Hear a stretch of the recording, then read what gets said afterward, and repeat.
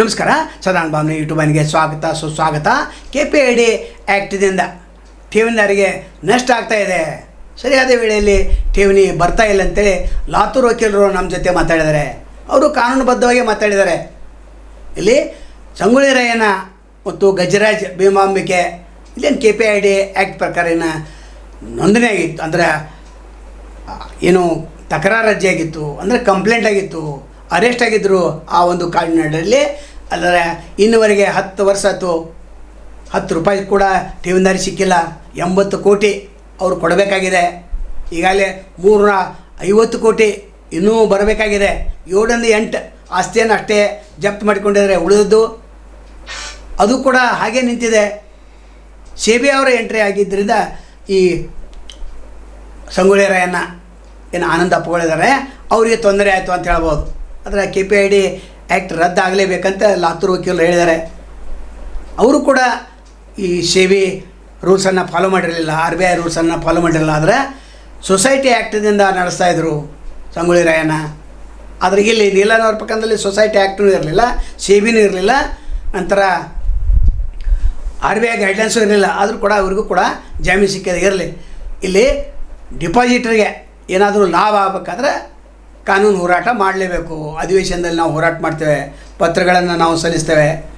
ನಂತರ ಬಸವೇಶ್ವರ ಏನು cooperative society ಇತ್ತು ಚಿಕ್ಕೋಡಿ, ಅವ್ರಿಗೆ ಠೇವಣಿದಾರಿ ಕೂಡ ನೀವು ಪತ್ರ ಬರೀರಿ, ಸಕ್ಷಮ ಪ್ರಾಧಿಕಾರಕ್ಕೆ ಬರ್ರಿ, ನಂತರ ಸಚಿವರಿಗೆ, ಕಾನೂನು ಸಚಿವರಿಗೆ ಬರ್ರಿ, ಮುಖ್ಯಮಂತ್ರಿಗಳಿಗೆ ಬರ್ರಿ, ನಾವು ಕೂಡ ಹೋರಾಟ ಮಾಡ್ತೇವೆ, ನಾವು ಕೂಡ PIL ಆಗ್ತೇವೆ ಅಂತ ಹೇಳಿದ್ರೆ. ಹಾಗಾದರೆ ಲಾತೂರ್ ವಕೀಲರು ಕಾನೂನುಬದ್ಧವಾಗಿ ಮಾತಾಡಿದರೆ, ಅವರು ಏನು ಕಾನೂನುಬದ್ಧವಾಗಿ ಮಾತಾಡಿದರೆ ಇದೇ ವಿಷಯವಾಗಿ ರದ್ದಾದರೆ ಭಾಳ ಒಳ್ಳೆಯದು ಅಂತೇಳಿ ರದ್ದಕ್ಕೆ ನಾವು ಪ್ರಯತ್ನವನ್ನು ಮಾಡ್ತೀವಿ ಅಂತ ಹೇಳಿದ್ದಾರೆ. ನೋಡೋಣ ರದ್ದಾಗ್ತೀವಿ ಬಿಡೋದು ಗೊತ್ತಿಲ್ಲ. ಆದರೆ ಸದ್ಯಕ್ಕಂತೂ ಈ ಕಾನೂನು ರದ್ದಾಗಬೇಕಂತ ಎಲ್ಲರ ಬಯಕೆಯಾಗಿದೆ, ಠೇವಣಿದಾರ ಬಯಕೆ ಕೂಡ ಅದೇ ಆಗಿದೆ. ಆದರೆ ಇಲ್ಲಿ ನೀಲನವರ ಪ್ರಕರಣದಲ್ಲಿ ಯಾರೂ ಕಂಪ್ಲೇಂಟ್ ಇರಲಿಲ್ಲ. ಅದರ ಸಂಗೊಳ್ಳಿ ರಾಯಣ್ಣ ಪ್ರಕರಣದಲ್ಲಿ ಸಾಕಷ್ಟು ಕಂಪ್ಲೇಂಟ್ ಇದ್ದರು. 3000ವರೆಗೆ ಪ್ರಕರಣ ದಾಖಲಾಗಿದೆ. ಇಲ್ಲಿ ಗ್ರಾಹಕರ ನ್ಯಾಯಾಲಯದಲ್ಲಿ 200 ಕೇಸುಗಳು ಕೇವಲ NR ಲಾತೂರ್ ವಕೀಲರು ಹಿಡಿದಿದ್ದರು, ಉಳಿದವರು ಬೇರೆ ಬೇರೆ ಹಿಡಿದಿದ್ದಾರೆ. ಅಲ್ಲಿ ಏನಾಯಿತು, ನಂತರ ಕಾನೂನು ಏನು ಹೇಳ್ತೈತೆ ಅನ್ನೋದು ಲಾತೂರ್ ವಕೀಲರು ಮಾತಾಡಿದರೆ ಕೇಳಿಸ್ಕೊಳ್ಳೋಣ. ಸರ್, ಆಕ್ಟ್ ಬಗ್ಗೆ ಮತ್ತು ಹೋರಾಟ ಹೆಂಗ್ರಿ ಸರ್? ಸದಾನಂದ ಭಾವನೆ ತೊಡದ್ರಿ. ಸರ್ ಹೇಳಿ. ಅದೇ ಆಕ್ಟ್ ಬಗ್ಗೆ ಮುಂದೆ ಹೋರಾಟ ಹೆಂಗ್ ಸರ್?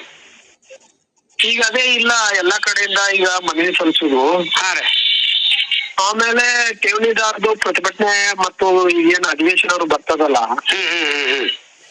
ಆ ಟೈಮ್ದಾಗ ಮತ್ತು ಪತ್ರ ಸಂಗ್ರಹ ಮಾಡ್ಬೇಕಂತ ಮಾಡಿದ್ವಿ. ಈಗ KPID ಕಾನೂನು ಇರೋದ್ರಿಂದನೇ ಜನರಿಗೆ ಹಣ ಸಿಗ್ತಾ ಇಲ್ಲ ಅಂತ ನಮ್ದು ಅಪವಾದ, ಆರೋಪ ಇತ್ರಿ. ಮತ್ತೆ ಅದಕ್ಕೆ ಎವಿಡೆನ್ಸ್ ಇದಾರೆ. ಹೌದು, ಯಾಕಂದ್ರೆ ನಮಗ್ ಸಂಗೊಳ್ಳಿ ರಾಯಣ್ಣ ಆಮೇಲೆ ಬಸವೇಶ್ವರ ಸೊಸೈಟಿ 2 ಠೇವಣಿದಾರರಿಗೆ ಅನ್ಯಾಯ ಆಗ್ತಾ ಇದೆ. ಹೌದು ಸರ್. ಅದಕ್ಕೆ ಈಗ ನೋಡೋಣ, ಎಲ್ಲಾ ಕಡೆಯಿಂದ ನಾವು ನಮ್ ಠೇವಣಿದಾರಿಗೆ ಹೇಳಿವಿ, ನೀವು ಎಲ್ಲಾರು ಪತ್ರ ಬರೀರಪ್ಪ ಮುಖ್ಯಮಂತ್ರಿಗಳಿಗೆ, ಕಾನೂನು ಸಚಿವರಿಗೆ, ಸಹಕಾರಿ ಇಲಾಖೆಗೆ ಹಾಕ್ರಿ ಅಂತ ಹೇಳಿವಿ. ನೋಡೋಣ ಏನೇನ್ ಮಾಡ್ತಾರೆ ಎಲ್ಲಾರು. ಸರ್, ಈಗ ಶಿವಾನಂದ್ ನೀಲನವರ ಪ್ರಕರಣ, ನಂತರ ಈಗ ಆದಿತ್ಯ ಕ್ಯಾಪಿಟಲ್ ಪ್ರಕರಣ, ಇವೆಲ್ಲ ಸೇಮ್ ಆಗೋದಲ್ಲ? ಇವು ಸೇಮ್ ಆಗುವೆಲ್ಲ. ಏನಾಗಿದೆ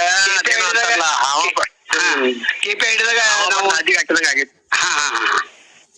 ಕರೆಕ್ಟ್ ಸರ್. ಇವನ ನಾವ್ ಅವ್ರ ಪರವಾಗಿಲ್ಲ. ಮತ್ ಒಂದ್ ಹೇಳ್ತೀನಿ, ಏನಾಗ್ತದ, ನಾವ್ ಏನಾರ ಅದ್ ಮಾತಾಡಿದ್ರೆ ನೋಡಪ್ಪ ಅವ್ರ ಪರವಾಗಿ ಮಾತಾಡ್ತಾರಂತ ಆಗ್ಬಾರ್ದು. ಈಗ ಅವನ ಮೇಲೆ ಕಂಪ್ಲೇಂಟ್ಸ್ ಇರ್ಲಿಲ್ಲ, ಶಿವಾನಂದ್ ನೀಲನವ್ರ ಮೇಲೆ ಇರ್ಲಿಲ್ರಿ. ಆದ್ರೆ ಅವ ರಿಜಿಸ್ಟ್ರೇಷನ್ ಮಾಡಿಲ್ಲ. ಮನಿ ಲ್ಯಾಂಡಿಂಗ್ ಬಿಸ್ನೆಸ್ ಮಾಡ್ಲಿಕ್ಕೆ ಕಾನೂನು ಪಾಲನೆ ಮಾಡಿಲ್ಲ ಅವ. ಅದ್ರ ಕೆಳಗ ಒಂದು ಆರೋಪ ಕರೆಕ್ಟ್ ಅದ, ಪೊಲೀಸ್ ಮಾಡಿರೋ ಕೇಸ್ ಕರೆಕ್ಟ್ ಇದೆ. ಬಟ್ ವಂಚನೆ ಅಂತ ಅನ್ಸೋದಿಲ್ಲ.